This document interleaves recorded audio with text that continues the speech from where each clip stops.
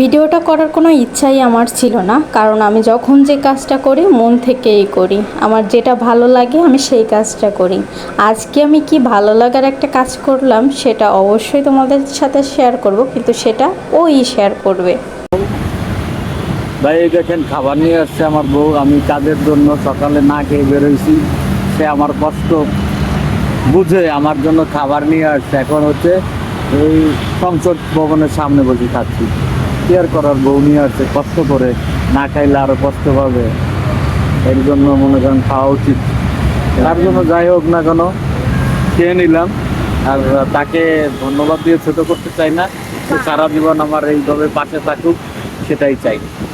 আপনারা সবাই দোয়া করবেন। কন্টেন্ট ক্রিয়েটর হয়ে গেছে।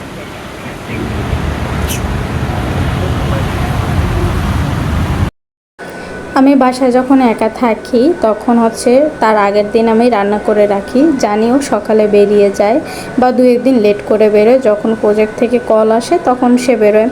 তো বাসায় যেহেতু শাশুড়ি ছিল, উনি রান্নাবান্না করতেছিল কয়েকদিন ধরে, কারণ হচ্ছে আমি অসুস্থ আর আমার ননদও অসুস্থ ছিল তার কারণে। তো ওই দিনকে সকালবেলা না খেয়ে বেরিয়ে পড়ছে, তাই ভাবলাম আর কি যখন না খেয়েই বেরিয়েছে তাহলে আমি খাবারটা নিয়ে যাই। এটা আমার মন চাইছে, সত্যি কথা, মানে হনেস্টলি একটা কথা। আমি একটা মানুষকে অজস্র পরিমাণ ভালোবাসি, এটা এক্সপ্লেন করতে হয় না, কারণ সে খুব ভালো করেই জানে। কিন্তু আমিও তো তার কাছ থেকে কিছু আশা করতে পারি, তাই না? যাই হোক, আমি খাবার টাবার দিয়ে আবার বাটি নিয়ে, মানে খাবারের বক্সটা নিয়ে দুজন একসাথেও আসতেছিলাম অর্ধেকটা পথ। আমাদের সাথে কেন এমন জানি হয়, ও আমার সাথে সবসময় অর্ধেক পথটাই আসে, পুরো পথটা আসে না। জানি না লাইফে কি সবসময় কি অর্ধেক পথেই কি আমাকে ছেড়ে দেয় কি না, ছেড়ে চলে যায় কি না, এটা জানি না। যাই হোক, আমি এগুলো কেন বলতেছি নিজেও জানি না। আমার মনে হয়েছে যে ও সকালে খেয়ে যায়নি, তার জন্য আমি খাবারটা নিয়ে গেছি, আর কোনো কারণ ছিল না। মানুষ দেখানো বা লোক দেখানোর কোনো কিছু ছিল না।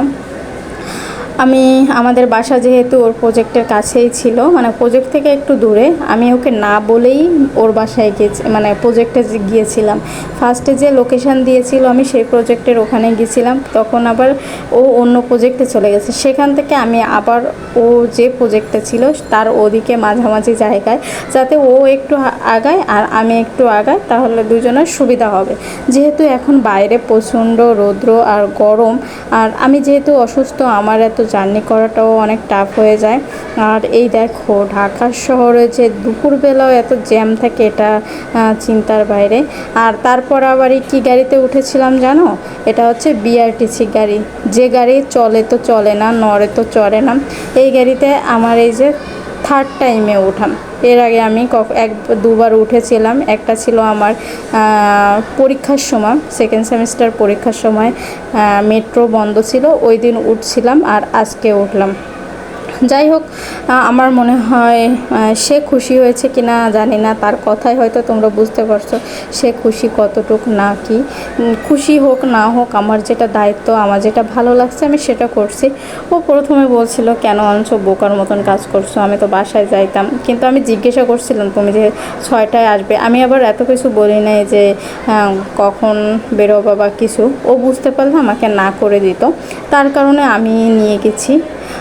তো সবাই তো আমার ছোট ছোট এই ভিডিওগুলো দেখো, আশা করি তোমাদের অনেক বেশি ভালো লাগে। ভালো লাগলে অবশ্যই আমার পেজটা ফলো দিয়ে পাশে থেকো, আর ইউটিউব থেকে দেখলে অবশ্যই আমার পেজটা সাবস্ক্রাইব করে রেখো। Bye bye.